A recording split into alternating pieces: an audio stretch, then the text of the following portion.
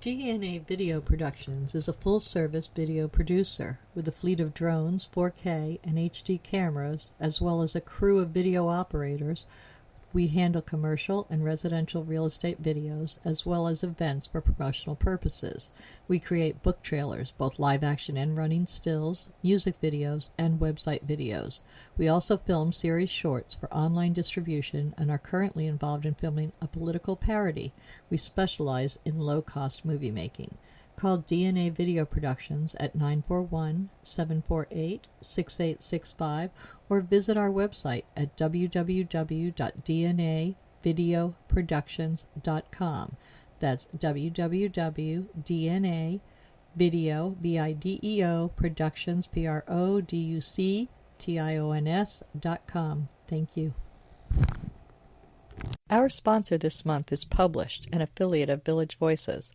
Published offers all author services from writing tips, critiques, manuscript evaluations, and editing, as well as tips to help you become published. If you prefer to self-publish, purchase the step-by-step book on publishing through Amazon, or purchase services a la carte, from formatting to creating custom covers, or even tips to gather endorsements. The staff is headed by 2 professional writers.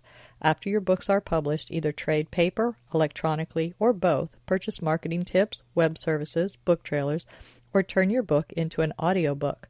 Publish provides all your writing, publishing, and marketing needs. So give them a call at 941-748-6865. Contact them online at dgould497@aol.com, or go to the website at www.publishedavillagevoices.webs.com.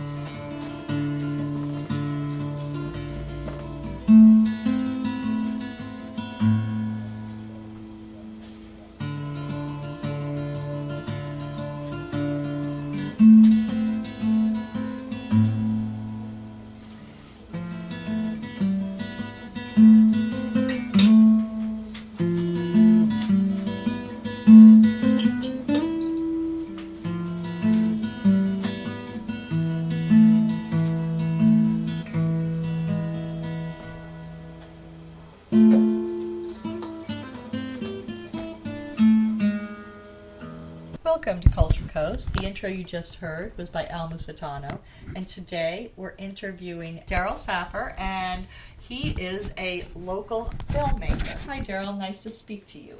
Nice talking to you. So you're our first filmmaker that I'm interviewing on Culture Coast, and I'm going to go back to the very beginning of your artistic talent. As a filmmaker, when did you first get interested in the medium of film? How old were you? Let's see, Disney had a film called Fantasia, and then they followed it up with, I think it was called The Living Planet.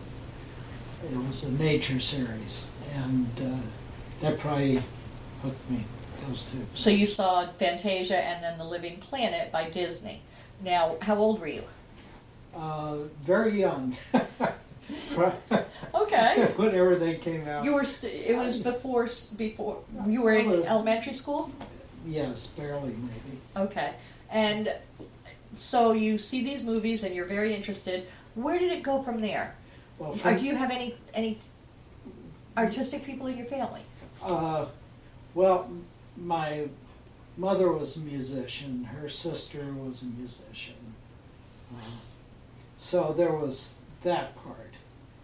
But I was interested in nature primarily. I could draw really well. So you were drawing in school, and you had seen those movies, and they really interested you, but you really had a passion for nature. Yeah. All right. And so the the patter of little feet that you're hearing is We have an audience. Ranger, the border collie. Yes, we have a audience. So a live audience. and you're So from there, so how old were you when you first got to play with film?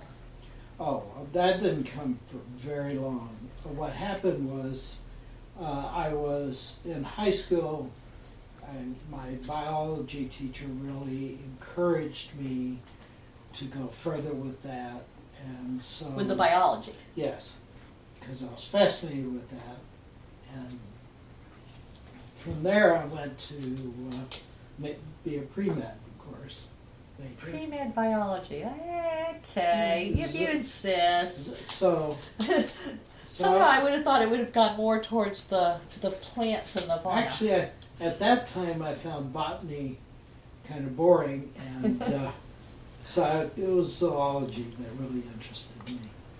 And then about my second year of college, I was playing in a rockabilly band, and they were doing my music, and I kind of got interested in that, and I took a theory course, and the music school offered me a full scholarship.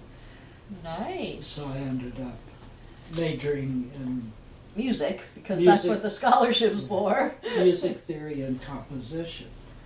And so I trained as a composer, and the university hired me before I finished my degrees. So I taught. Music. I was a college professor teaching Music. composition and Which has nothing at all to classical do with guitar. biology. Botany, Zoology, they got were they a minor of yours? No, I kept up with the science part. So you took some science classes throughout college, Yeah, but it was still music that was your major. Music was my major, and And you became a Then- professor of music. yeah, And how long did you do that? 7 years, and then those were turbulent times. That's one way to put it. Now, where were you for college? I What was state? at SMU in Texas. In Texas. So, is that where you're from? I'm from Dallas. You grew up in in Texas. Dallas. Okay. You did 7 years there. And what I wanted to do, really, I always wanted to write music for films. Oh, nice. So, There was great music in Fantasia. yeah, it was all Disney films seem to, So what- one so- thing led to another. And Tell me, what was the one thing that led to another? there were so many of them. I was doing sculpture as well. Ended up writing a couple of musicals. And the turning point was probably when Apple came out with their first AV computer. Okay. Suddenly, Graphics were... people, without spending a fortune, could actually produce video. Yeah, okay. And Apple was at the front of the game on that one. Yeah, unfortunately, because they were at the forefront of music, that was my platform of choice. Well, I think even for anything graphic, Apple's still pretty much at the top of the heap for right now. They're very intuitive. Every time I go to a PC, I still marvel at how complex they make something simple. I'm a PC girl because I'm a writer, so it's a little different. But So from there, I remember I got the computer, got a decent camera. now, how did you turn this into something to make a living at? Did you go to work for a company? No, I was photographing before that. Back to sculpture, I was photographing my sculpture. Uh-huh. I was actually doing some work as a photographer. And then it just led one thing to another. When I got the computer, the first job I got was doing a promo for the PBS station in Cookville. So that was like my first job. And then Freelance. Yes. Cool. I supported it by being an Adobe trainer in graphics. Okay. You know, on the Mac. Still writing a lot of music because I was living in Nashville. Now, was any of that music used for films? Others, you know. It is now. It is now. uh, So you did manage to pull that off too. Well, you know, I say that I found out that in order to write music for films, the easiest way was for me to make the film and then hire me to write the music, which is what I did. That's very cool. But you do more than just music. You're I shoot it, edit it, everything. everything. From beginning to end. Yeah. Now, all right. So when did you come to Florida, and what brought you here?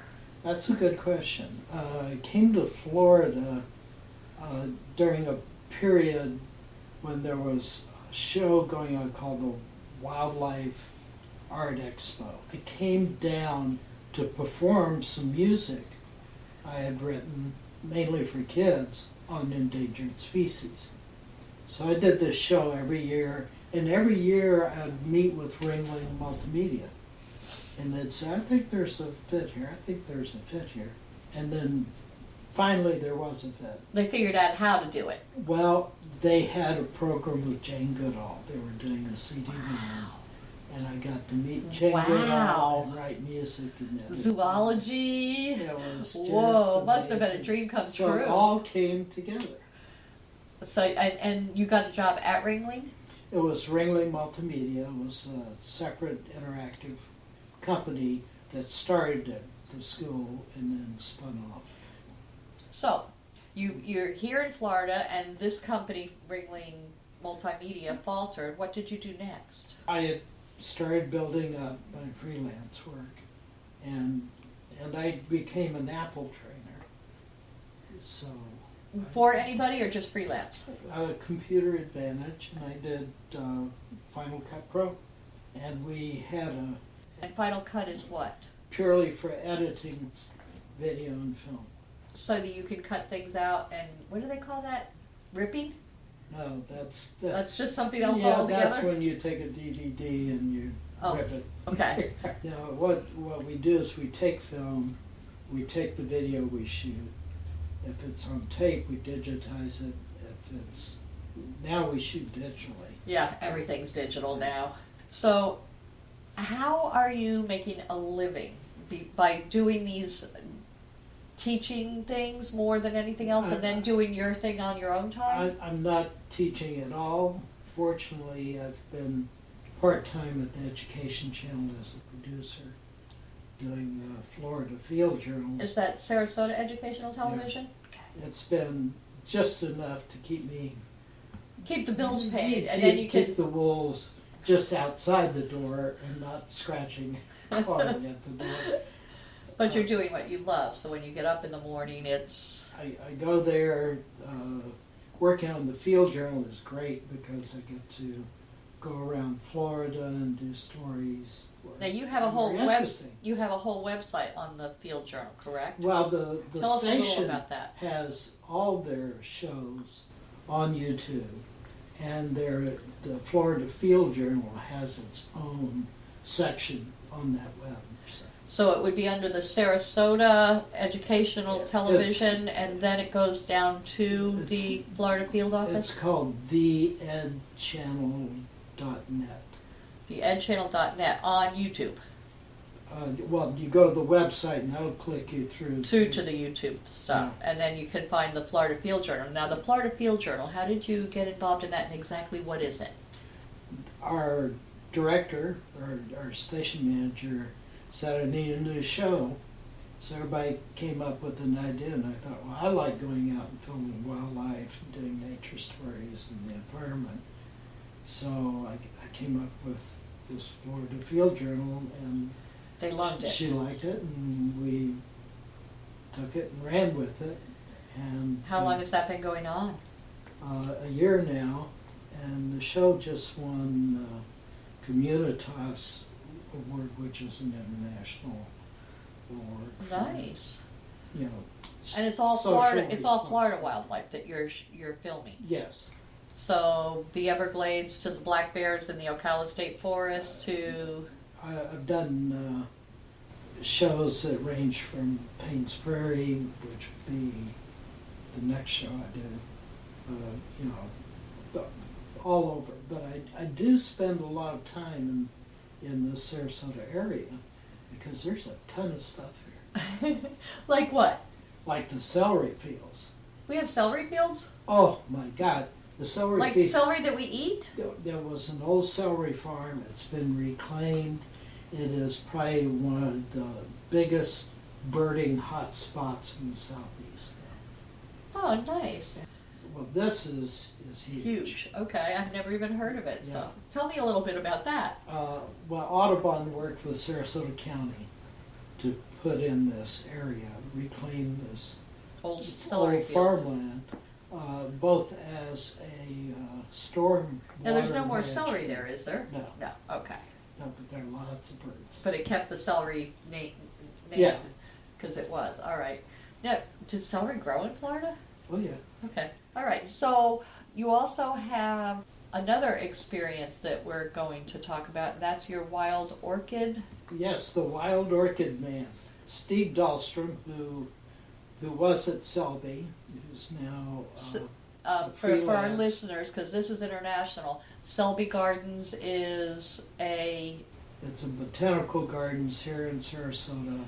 with scientists galore that work for them. Well, it used to be, but now there are only two Oh. right now. But they're trying to build back up. Build back. They had some budget problems. And- So did we all. Yeah. So, Stieg is a world-renowned orchid expert, wild orchids. Okay. And basically I chase him around with the camera Around the world. in exotic locations. So where are some of the coolest places you've been? Well, the film I'm working on right now, we shot at Machu Picchu. Cool. And- They have orchids that high up? Oh yeah, orchids are almost everywhere. We also shot in northern Peru in the mountains of Amazonas, which are the Andes that feed the watershed for the Amazon basin. Nice. And we also did one, of course we did one here in Fakahatchee and Everglades. And then we did one in Manitoba where we went up and filmed orchids and polar bears. Really? Yes. So did you have to buy special clothes so you wouldn't freeze to death? No, it was, I can't believe orchids would grow in cold weather like that. they do. And when you're talking about way high up, it's cold too. The only place they don't grow is Antarctica. A little too cold there. Yes, and there's no ground. Okay. So why do we have the idea that orchids are tropical if they're everywhere? Because not enough people have seen my films. Well, then we're just going to have to do something about that. I am just baffled. So your films, are they just on the Sarasota channel or are they on PBS? No, the Wild Orchid Man films at the moment being shown at orchid societies all over the world. Any chance that you'll be going to some of the big channels like PBS and the educational, international and national channels? Well, we hope so. There has been a shift in television, documentary television, which is kind of disheartening. The Discovery Channels and Animal Planet and even National Geographic and BBC have gone to this short attention span version of wildlife documentaries. So kind of like video games have that your audience. It used to be young teenagers love to do all of this stuff, and we're losing them, aren't we? Yes, their attention span has shrunken to nanoseconds. Ooh. And So how do you get them back into the sciences? Because we need them. I don't know. We're trying to do it through our films. Our films are a throwback to the David Attenborough period where we look at things in depth, we explore not just whatever it is we're looking at. Orchids are there. But the whole ecosystem. The whole ecosystem. Not only that, but the history, the culture. Because I'd really like to know more about these orchids that grow in the cold, because I have been up north and I don't grow well in the cold. I'm amazed that they do. Yeah, it was fascinating. And we went up there to look at orchids, and we learned a whole lot more. Not just about the ecosystems, about the history of the area, about some of the problems with the indigenous people there.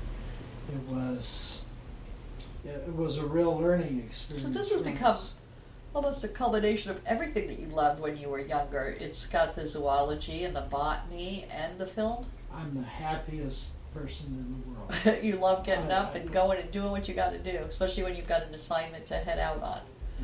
But, I get, young filmmakers call me or ask me about how are they going to make it in film. I tell them that if they're doing it because they want to make money or fame and fortune, they're doing it for the wrong reasons. It has to be because you really love the actual what you're doing. You do it because this is what you do. It's who you are. And that, I think, is true. That's actually true for most art. I think so. I mean, whether it's me writing, I'm not going to have fame and fortune. Well, I hope I will someday, but it's not why I do it. I do it because I have things to share, not because I think I'm going to get rich doing it. Because my journalism professor in college said, go into something else. You'll never make money at writing. There's no money to be made in the writing fields. Journalism doesn't pay. So I believed her, and I stayed away from it for far too long, and then just got back into it 6 or 8 years ago. So I'm happy too, because I'm doing it even though I'm struggling and starving, but I do what I love, and I think that's what the path to your artistic passion. Don't you think that that's really what it's got to be, that you have to be doing what you love, and then you'll do it well, and you'll find new paths, and you end up, maybe you do work some jobs. Like you said, you worked at Adobe to pay the bills. I was a trainer. I mean, early on, I worked at hardware stores. Whatever. Whatever. I waitress. Yeah. I had a couple of restaurants even. I mean, it's, I was in real estate. I was a real estate broker.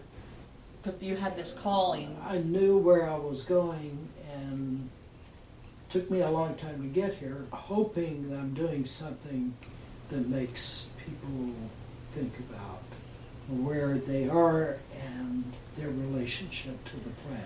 So, environmentally, do you get involved in any of the local environmental groups? Well, I've spoken at Audubon and at the Sierra Club several times. And we have local chapters here? Oh, yeah.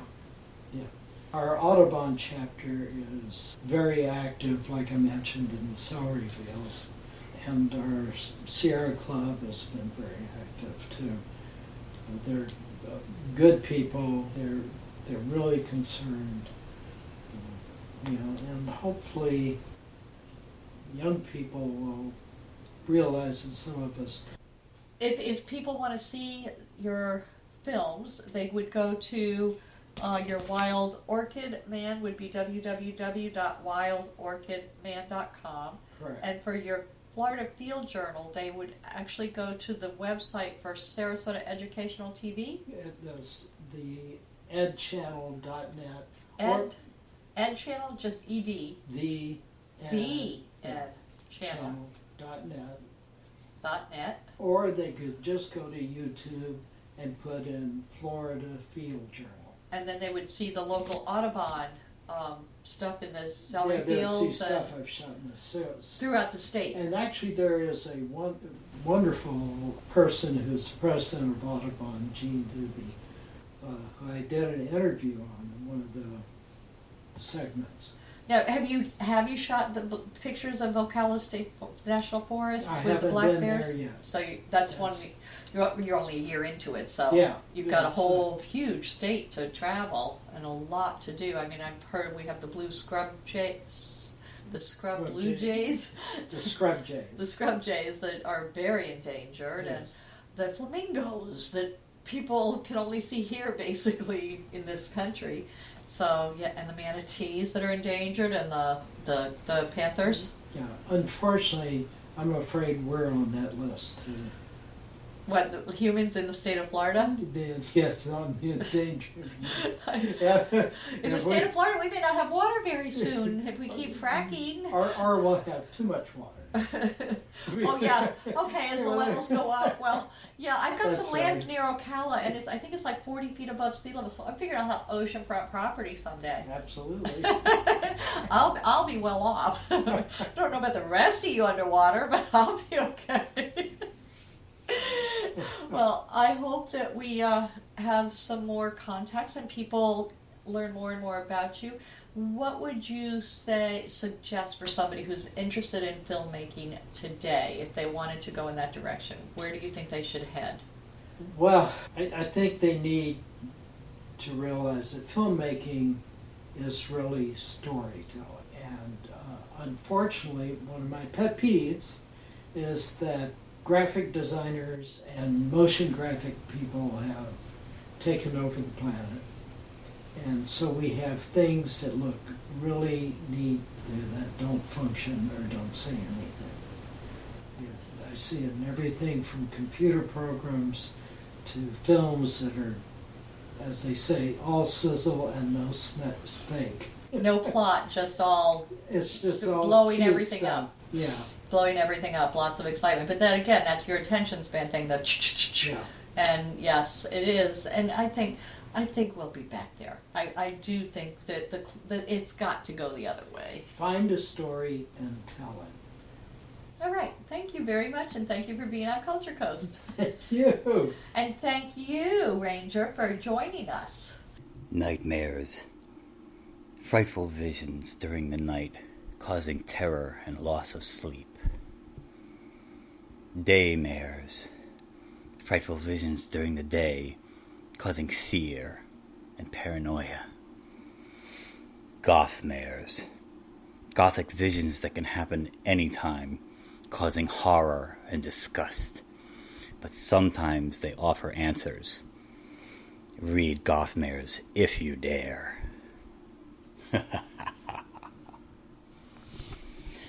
Gothmares, a young adult novel by Al Musitano, available on Amazon and fine bookstores everywhere.